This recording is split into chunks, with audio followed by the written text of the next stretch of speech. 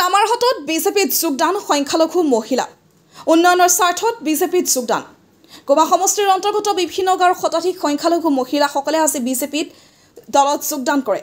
শ্ৰীৰামপুৰ সমষ্টিৰ কাৰ্যবাহী সদস্য সচল কুমাৰ সিংহৰ নিজ ঘৰত তামাৰহাটত আজি ৰাইজে উপস্থিত হৈ বিজেপি দলত যোগদান কৰে। গোমা সমষ্টিৰ উন্নয়নৰ স্বাৰ্থত আৰু বিজেপি দলৰ কাম কাজৰ প্ৰতি আকৃষ্ট হৈ বিজেপি দলত যোগদান কৰে। সংখ্যালঘু মহিলাসকলক বিজেপি দলৰ গেৰুৱা গামোচাৰ টুপি দি আদৰি লয় সচল কুমাৰ সিংহই। বিজেপি দলৰ প্ৰতি আকৃষ্ট হোৱাত অহা দিনত বিজেপি দলৰ উন্নয়ন আৰু অগ্ৰগতি স্পষ্ট হৈ পৰিছে। গোলকগঞ্জৰ পৰা তপনৰা report, North East Frontier news.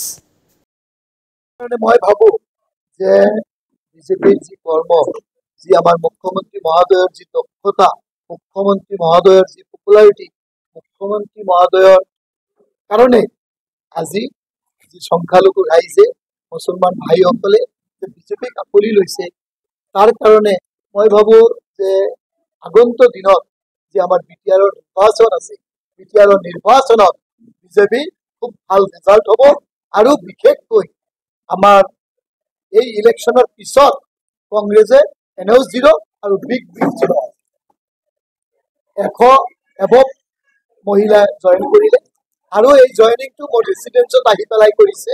আমি মাতি অনা নাই, তেখেতে কৈছে আমি উইলিংলি আমি জইন কৰিম, বিজেপিত জইন কৰিম আৰু এখেতে আহিছে আৰু মই এখেতৰ লগত কথা পাতি পেলাই যিটো চালো, যিটো মনৰ ভাৱ যে বিজেপিৰ প্ৰতি এই মহিলাসকল অলপ দিন আগত মুখ্যমন্ত্ৰী মহোদয়ে কৈছিল যে এইবাৰ বিজেপি আমাৰ মাইনৰিটি মহিলাসকলে বহুত ভোট দিছে, যথেষ্ট ভোট দিছে। ইয়াৰ এইটো প্ৰমাণ যে এইবাৰ মহিলাসকলে যে বিজেপিৰ কামত খুব সন্তুষ্টি হৈ তেখেতে ভাবিছে যে আমি বেলেগৰ কথাত নাযাওঁ, আমি বিজেপিৰ লগত থাকিব লাগে। আমাৰ যদি উন্নয়ন হ'ব লাগে, জাগাৰ উন্নয়ন হ'ব লাগে আৰু আমি একত্ৰিত হৈ থাকিব লাগে, তাৰ কাৰণে আমাৰ সংখ্যালঘু মুছলমান ৰাইজ ওলাই আহিছে